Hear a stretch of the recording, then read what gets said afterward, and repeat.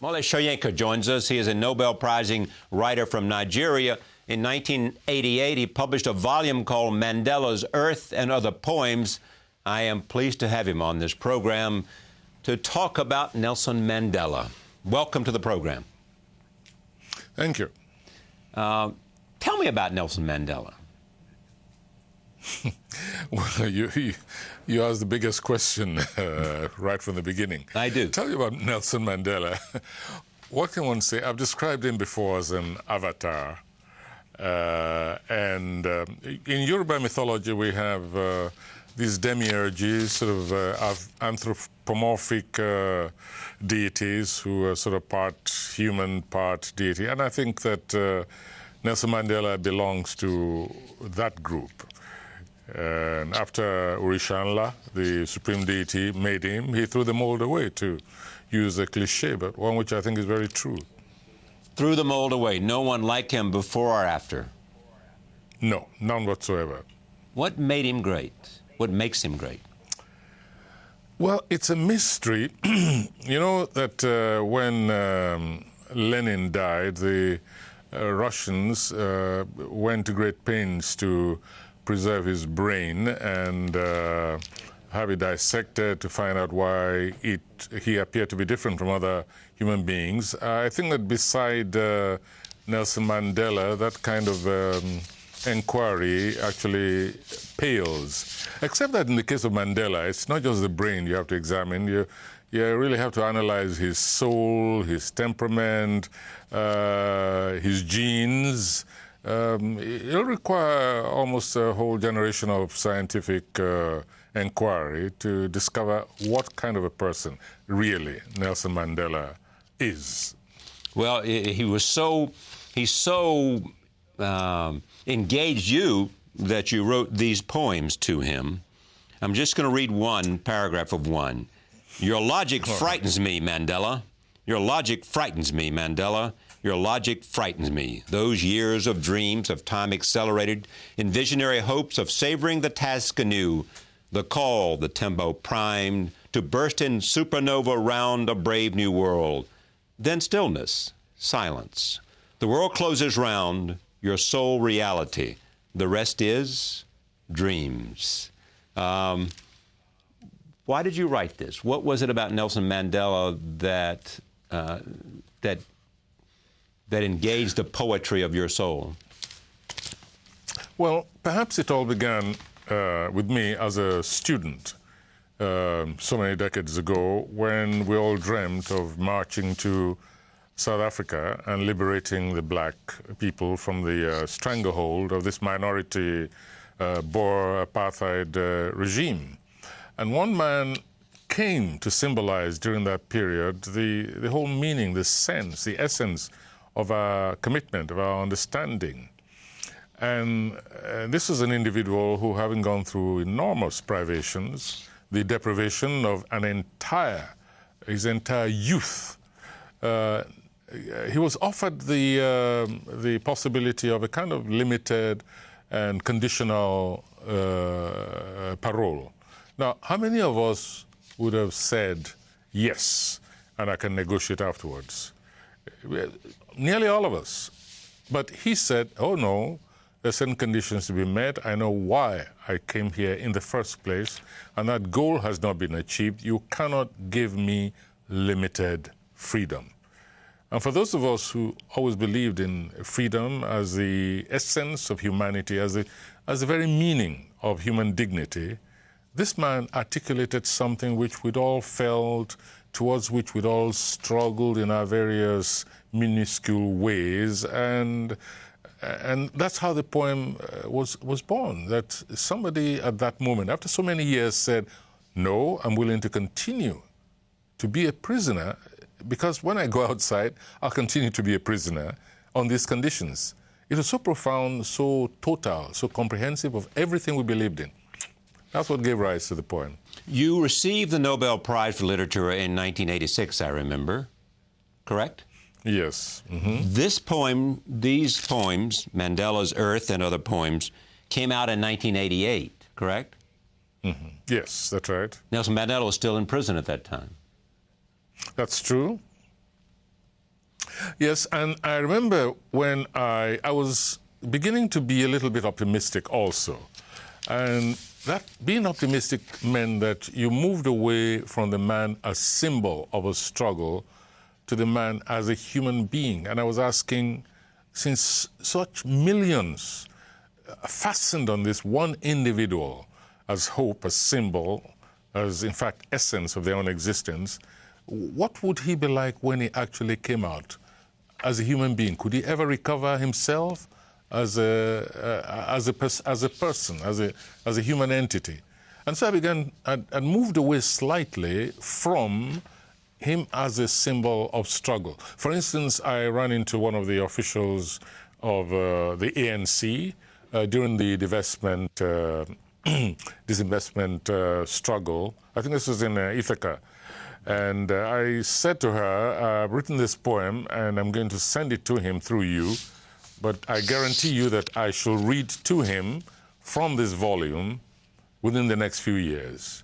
I said, I'm absolutely confident of that. I said, so this volume is just for him to keep, but his real copy, I'm going to bring it personally and I'll read it to him in his living room. When did you read it to him? Oh, to several years afterwards. I just read one or two lines from memory. I didn't have the book with me when we finally encountered each other. But you had the spirit of it. Yes, yes. And that was a memorable experience for me.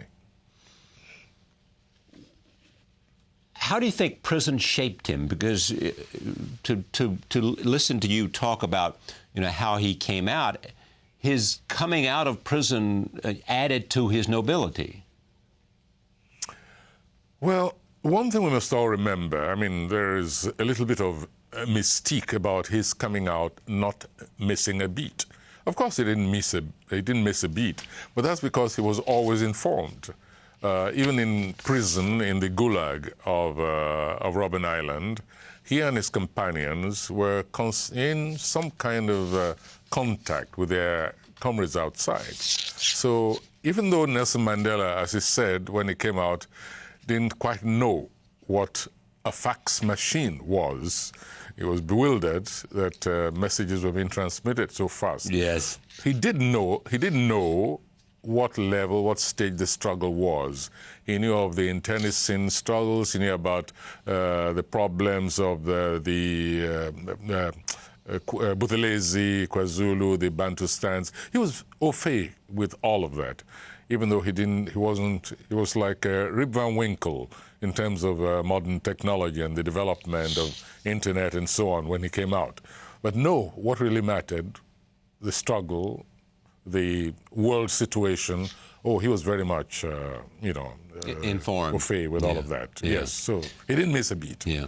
What did the overthrow of apartheid and the liberation of South Africa mean in the overall sort of long-term evolution of Africa? Yes, in a sense, in a very symbolic way, which we must not exaggerate, it meant for many of us the liberation of the African continent entirely.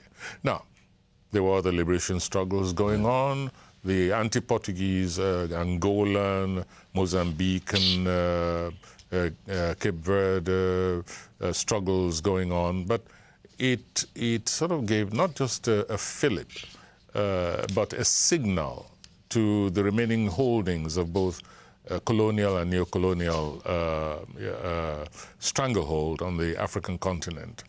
But additionally, let's never forget that the struggle for the liberation of the African continent is not over yet.